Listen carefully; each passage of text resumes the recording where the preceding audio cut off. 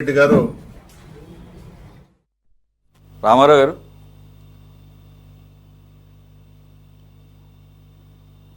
Right disconnect అయ్యారు, వస్తారు మళ్ళీ జాయిన్ అవుతారు. ఉన్నారు రామారావు గారు హరిదే సార్, నా వాయిస్ వినపడుతుందా రామారావు గారు? ఎస్, మ్యూట్లో ఉన్నట్టుంది, ఒకసారి మీరు అన్మ్యూట్ చేయండి. ఈ లోపల ఆ వీడియో మొత్తం విన్నారు కదా. ఆయన 61 నుంచి ఆయన కుటుంబం రాజకీయాల్లో ఉన్న కుటుంబాలు ఎలా మాట్లాడతాయి మరి మాకు తెలీదు. ఇందాకడే కృష్ణానీల్ గారు చెప్పారు, ఒకసారి 90s బిఫోర్కి వెళ్ళి రికార్డ్స్ అన్నీ ఉంటాయి, ఒకసారి పరిశీలించుకుంటే నాయకులు ఎలా ఉండేవాళ్ళు, పార్టీలకు అతీతంగా ఏ రకంగా ఉండేవాళ్ళు. మరి ఆ జమానా కాలం నుంచి ఉన్న రాజకీయ కుటుంబమేగా ఆయన చెప్పేది. ఇది మొదటిసారి కాదు. సోమిరెడ్డి ప్రశాంత్ రెడ్డి అని వేమిరెడ్డి ప్రశాంత్ రెడ్డిని మార్చేసి 3 సార్లు అన్నాడు. ఒకసారి అంటే ఏదైనా నోరు జారాడు అనుకోవచ్చు, అంటే వాంటెడ్లీ. సెకండ్ థింగ్ ఏంటంటే తట్ట మట్టి ఎత్తిపోయలేదనేది కామన్గా అందరూ మాట్లాడుతున్న మాట, అదేం పెద్ద పరుషపదజాలం కూడా కాదు. దానికి తట్టల బిజినెస్ చేసావా అంటున్నాడు ఆయన. మరి దానికి ఇంకా వేరే మీనింగ్ ఏముందో అది తెలియదు, ఎందుకంటే అంతకన్నా ఘోరమైన మాటలు ఆయన ఉద్దేశించి ఆయన అంతకుముందు మాట్లాడాడు. అమర్నాథ్ కన్నా కూడా దిగజారి నేను మాట్లాడగలనని చెప్పేసి నిరూపించుకున్నాడు ఈయన. ఇవి కూడా కమ్స్ అండర్ సెక్సిస్ట్ రిమార్క్స్ కిందే వస్తాయి. ఇంకా మాట్లాడాలంటే tarnishing the modesty of women కింద వస్తుంది. మరి ఎన్నిసార్లు ఆవిడైనా సరే కేసు పెడుతుంది, సిగ్గుండాలి ఈ రకమైనటువంటి సీనియర్లుగా చెప్పబడేటోళ్ళు. రెండేదేమంటాడు, అనుకోకుండా ఈవీఎంల ద్వారా గెలిచారా. ఈయనే కదా నాకు బాగా గుర్తు, జగన్మోహన్ రెడ్డి గారిని ఎలక్షన్స్ తర్వాత కూడా వెళ్ళి రిక్వెస్ట్ చేశాడంట, అన్న అయిపోయింది ఏదో అయిపోయింది, మనం అసలు బీజేపీని దూరంగా ఉండి బీజేపీతో కలవకుండా టీడీపీ కలిసే అవకాశం ఇచ్చాము, వారితో ఇప్పటికన్నా కలుద్దాము అని, రేపు ఎప్పుడన్నా కలిసినప్పుడు కూడా మళ్ళీ మాట్లాడతాను, బీజేపీతో కలిసే దానికి పూర్తిగా సహకరిస్తా, అంటే నెక్స్ట్ టైం బీజేపీతో కలిసి మనం కూడా ఈవీఎంల ద్వారా గెలుద్దాం అనేదా ఈయన ఉద్దేశం. సార్ రామారావు గారు అంతేనా? నెక్స్ట్ టైం ఈవీఎంలతో గెలుద్దామనా? ఇప్పుడు ఆల్రెడీ ఈవీఎంలతో గెలిస్తే కనుక. నమస్కారం అండి సురేష్ గారు. ఇక్కడ రాజకీయాల్లో పరుష పదజాలం వాడటం, బూతులు, ఇటువంటి అంశాలన్నీ కూడా మనం చూస్తా ఉన్నటువంటి అంశం. ఏదైనా సరే ఇది మంచి వాతావరణం కాదు. మనకి ఈ అంశం చూస్తా వాయిస్ రావట్లేదు సార్, ఒక్క నిమిషం ఆగండి, ఒక్క నిమిషం. అన్మ్యూట్ లోనే ఉంది కదా సార్ రామారావు గారు? అవునవునండి. Okay sir now okay continue. Okay, ఇక్కడ ఆంధ్రప్రదేశ్ రాజకీయాల్లో ఈ యొక్క భూత పురాణం ఈ రోజు కొత్తగా మనం చూస్తున్నది కాదండి. ఏదేమైనా సరే ఇది మంచి పద్ధతి కాదు. అది రెండు వైపులా మనం ఉండాల్సినటువంటి ఆవశ్యకత అయితే ఉంది. అయితే ఇక్కడ దానికి ఫుల్ స్టాప్ పెట్టాల్సింది ఏదైతే బాధ్యతాయుతమైనటువంటి ప్రభుత్వంలో ఉన్నటువంటి వాళ్ళే పెట్టాలనేది ఎవరైనా అంటారు. ఎందుకంటే మనకు ఒక బాధ్యత ఉంది కాబట్టి. నేనేమంటానంటే, అసెంబ్లీ సాక్షిగా బోండా ఉమా చేసినటువంటి వ్యాఖ్య, అంతకుముందు బాలకృష్ణ గారు కూడా మహిళా లోకం గురించి ఒక ఆడది కనిపిస్తే ముద్దన్న పెట్టుకో, లేకపోతే ఏదో ఒక్కడి పెంచేయాలన్నట్లుగా మాట్లాడినటువంటి సందర్భం కూడా, ఆయన కూడా ఎమ్మెల్యే ఉన్నాడు తెలుగుదేశం. అట్లా మనం చూస్తుంటే కొమ్మారెడ్డి పట్టాభి మాట్లాడినటువంటి అంశాలు కానీ, అట్లాగే బూతుల అంశానికి వస్తే అయ్యన్న పాత్రుడు గారు మాట్లాడినటువంటి అంశం, గోరంట్ల బుచ్చి చౌదరి గారు కానీ, లేకపోతే రోజా గారి గురించి ఒక చేపల పులుసు కిరాక్ ఆర్పి ఏదైతే జబర్దస్త్ సంబంధించినటువంటి నటుడు మాట్లాడినటువంటి జుగుప్సాకరమైనటువంటి చాలా హీనమైనటువంటి భాష, ఆయన్ని మహానాడులో కూడా వెన్నుతట్టి ప్రోత్సహిస్తున్నటువంటి చంద్రబాబు నాయుడు గారు, లోకేష్ గారి యొక్క విధానం కానీ, ఇది కేవలం బూతులు తిట్టేటువంటి వ్యక్తులు ఈ రాజకీయ పార్టీలు ఈ విధంగా చేస్తారు. అట్లాగే మా పార్టీలో కూడా కొంతమంది బూతు ప్రయోగం చేసేటటువంటి అంశం నేను కాదనలేదు. కానీ ఇక్కడ నల్లపరెడ్డి ప్రసన్న కుమార్ రెడ్డి గారి అంశం వచ్చేటప్పటికి చూసాం.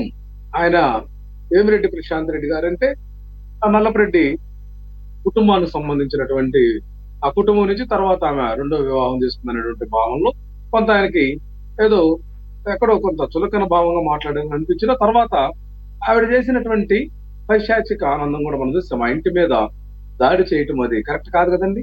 అది చట్ట వ్యతిరేక కార్యక్రమం. అంటే ఒక మహిళ ఈ విధంగా ప్రవర్తించింది అనేది దానికి కాదు. అట్లాగే అనిత గారు కూడా ఎంత సెటైరికల్ గా హోం మంత్రిగా ఉన్నటువంటి వ్యక్తి, ఆవిడ శాంతి భద్రతల పరిరక్షణకు సంబంధించినటువంటి మంత్రి, రెచ్చగొట్టే విధానంగా బూతులు కానీ రెచ్చగొట్టే మాటలు ఈ 2 సంవత్సరాల్లో ఎన్ని మాట్లాడుంటారనేది కూడా మనం గమనించాలి. ఇక్కడ ఒకటి, రాజకీయాల్లో ఎమ్మెల్యే గాని, మంత్రి గాని, ముఖ్యమంత్రి పదవిలో ఉన్నటువంటి వాళ్ళని కులం కోణంలోనూ లేకపోతే లింగ భేదం కోణంలోనూ మనం చూడాల్సినటువంటి అవసరం లేదు. ఎందుకంటే ఎవరికెవరు తక్కువ కాకుండా మాట్లాడుతున్నటువంటి అంశం కూడా ఉంది ఇక్కడ.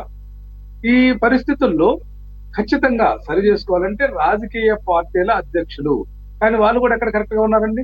మా జగన్మోహన్ రెడ్డి గారు ఎప్పుడు కూడా ఇటువంటి బూతులు మాట్లాడినటువంటి సందర్భం చూపించండి, ఛాలెంజ్ చేస్తున్నాను నేను ఎవరికైనా కూడా. కానీ పవన్ కళ్యాణ్ మాట్లాడాడే బూతులు, అట్లా చంద్రబాబు నాయుడు గారు కూడా చాలా అనుభవజ్ఞుడైనటువంటి రాజకీయ నాయకుడు, 40 years ఇండస్ట్రీ అంటారు, అమ్మ నా బూతులు మాట్లాడతారు కదండి. అంటే ఎక్కడి నుంచి సంస్కరణ రావాలి అనేది మనం కూడా చూసుకోవాలి. అంటే 77 సంవత్సరాల వ్యక్తి కాడ లేనటువంటి అంశము, 40 సంవత్సరాలు రాజకీయాల్లో ఉన్నటువంటి అంశం, 4వ సారి ముఖ్యమంత్రిగా ఉన్నటువంటి వ్యక్తి దగ్గర లేనటువంటిది మిగతా వాళ్ళని మనం ఎట్లా ఆపాదిస్తామని ముందు ఆయన సంస్కరించుకోమనండి.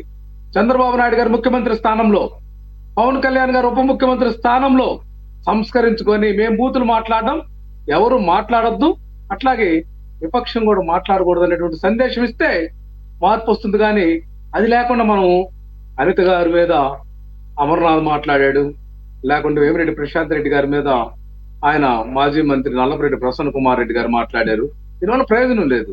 ఎంత వెటకారంగా మాట్లాడుద్దండి అనిత గారు, ఆయన కూడా మాజీ మంత్రి, అంత వెటకారం అవసరం లేదు. నేనేమంటున్నానంటే ఇవన్నీ వాళ్ళకి చురుకు మన్నోళ్ళు వెటకారంగా మాట్లాడితే ఏకంగా క్యారెక్టర్ అసాసినేషన్ చేసేటట్టుగా మాట్లాడతారా? మాకు తెలియదులేండి, చెప్పండి. నేను అట్లా కాదండి, ఒక హోం మంత్రి హుందాగా మాట్లాడేటువంటి సందర్భం సరే, హుందా ఓకే, రాజకీయాల్లో ఓకే సార్, నేను కాదంటలేదు. రాజకీయాలు మీతో నేను ఏకీపిస్తున్నా. I'm in line with you, I'm agreeing with you. రాజకీయాలు ప్రెసెంట్ డేస్లో అంత హుందాతనంగా లేవు, ఏ పార్టీని తీసుకున్నా కాదంట్లా. అయితే దిగజారుల్లో కూడా ఈ స్థాయిలో దిగజారి మాట్లాడాలా అంటున్నా. దేనికైనా ఒకటి ఉంటదిగా, ప్రజలు గమనిస్తుంటారుగా. ఇప్పుడు మా నాయకుడు జగన్మోహన్ రెడ్డి గారు అమర్నాథ్ అనిత గారి గురించి బూతులు మాట్లాడమని ఆదేశించారు. ఖచ్చితంగా క్రిస్టల్ క్లియర్ గా ఆయన వ్యక్తిత్వం గురించి చెప్తున్నా. అట్లా నల్లపురెడ్డి ప్రసన్న కుమార్ రెడ్డి గారిని ఆ భారతీయ జనతా పార్టీ కలవమని నేను అడుగుతానని ఆయన మాట్లాడినటువంటి అంశము, లేకపోతే ఆయన వేరే ప్రశాంత్ రెడ్డి గారి గురించి మాట్లాడే అంశాలు మా పార్టీ అధ్యక్షుడికి ఆయన ఎట్లా ఉంటుంది. అయితే ఈ అంశాలు జరిగిన తర్వాత కొన్ని సూచనలు సలహాలు చేస్తారు మాకు పొలిటికల్ అడ్వైజరీ కమిటీ సమావేశాల్లో, కానీ వీటన్నింటిని సరి చేసుకుంటారు ఏ పార్టీ అయినా. కానీ ఇక్కడ మా నాయకుడు ఎక్కడా బూతులు మాట్లాడలేదనేది నేను స్పష్టంగా చెప్పగలను. నిజమైతే ఏ రకమైనటువంటి ఆ పరిస్థితి పార్టీలో అడ్వైజరీ కమిటీ భయం కానీ భక్తి కానీ ఉంటే మళ్ళీ 3 రోజుల తర్వాత అమర్నాథ్ మీడియా ముందుకు వచ్చి ఈ రకంగా ఎక్కడైనా కేసులు పెట్టుకోండి, నేను నా మాటల నుంచి వెనక్కి వెళ్ళను, ఇంకా మాట్లాడతాను ఫ్యూచర్లో అని చెప్పి ఛాలెంజ్ చేస్తాడు. ఎవరైనా పార్టీ పట్ల గౌరవం కానీ భయం కానీ ఉంటే జగన్మోహన్ రెడ్డి గారు ఏమాత్రం కూడా ఎవరిని ఏమన్నారు, ఇంకా మాట్లాడితే ఎంకరేజ్ చేస్తారన్న కోణమే కనబడుతుందో తప్ప ఇక్కడ పార్టీలో ఏమైనా ఒక డిసిప్లినరీ ప్రోటోకాల్ కానీ ఆ రకమైన మెకానిజం కానీ మిషనరీ కానీ ఉన్నట్టుగా ఎక్కడైనా కనబడుతుందా? ఉంటే కనుక ఈరోజు మళ్ళీ వచ్చి మాట్లాడతాడా చెప్పండి? నల్లపురెడ్డి ప్రసన్న కుమార్ రెడ్డి గారు కూడా ఇదేం ఫస్ట్ టైం కాదు. మీరు ఇంత అక్కడ అన్నారు కదా ఇంటి మీదకి వెళ్ళారని చెప్పేసి, ఇంటి మీదకి ఎప్పుడు వెళ్ళారు? ఆవిడ అనకూడని మాటలు ఇంతకన్నా ఘోరంగా అన్నారు కాబట్టి ఇంటి మీదకి వెళ్ళారు. ఏది ముందు జరిగింది, ఏది వెనకాల జరిగింది, అది మన గమనంలో పెట్టుకోవాలి అన్నాడు సార్. అంటే ఒక బాధ్యతాయుతమైనటువంటి ఎంపీ లేకపోతే ఆయన భారీగా ఉన్నటువంటి కోవూరు ఎమ్మెల్యే అంటే ప్రభుత్వ మద్దతు ఉందని చెప్పేసి ఇళ్ల మీద దాడులకు వెళ్తే మహిళలు ఉన్నప్పుడు ఆయన ఎప్పుడు లేనప్పుడుగా దాడి చేయించడం తప్ప కాదా? నేనేమన్నానంటే ఎవరు ముందు చేశారు, ఎవరు తప్పు ముందు చేశారు, ఎవరు ముందు చేశారు అనేది మీరు మర్చిపో. ఏంటి సార్ మీరు? సరే సార్, మీరు కూడా సమర్థించుకోండి. ఎవరు ఆపగలరు చెప్పండి? మీరు కూడా సమర్థించుకోండి.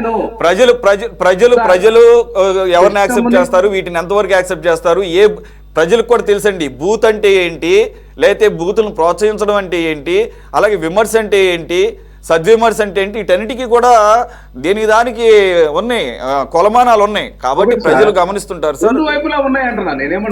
ఉన్నాయి సార్, అదే అంటున్నాను. మీ వైపు ఏ స్థాయిలో ఉన్నాయో ఒకసారి గమనించుకోండి. అలాగే వాళ్ళ స్థాయిలో ఉంటే వాళ్ళే ప్రజలు వాళ్ళకు కూడా బుద్ధి చెప్తారు. కాబట్టి వాళ్ళకి వదిలేద్దాం. సరే, మీరు చెప్పాల్సింది చెప్పారు కదా. నేను ఒకటి అబ్జర్వ్ చేస్తున్నాను సార్, అసలు ఎంత ఘోరమైనటువంటి మాటలైనా మాట్లాడండి, పర్లేదు. పార్టీ నుంచి పూర్తి స్థాయిలో మీకు సపోర్ట్ ఉంటుందన్న రీతిలోనే పాత అప్పుడు వాళ్ళు అన్నారు కదా, ఇప్పుడు అన్నారు కదా అని చెప్పేసి ఎత్తుకుంటూ పోతే దీనికి అసలు ఎండెప్పుడు ఇది అంటే ఇంకా దిగజారి మాట్లాడుతూనే ఉంటాము. మాట్లాడండి, ఇవ్వాల్సింది ప్రజాక్షేత్రంలో ప్రజలు తేల్చుకుంటారు, రైట్?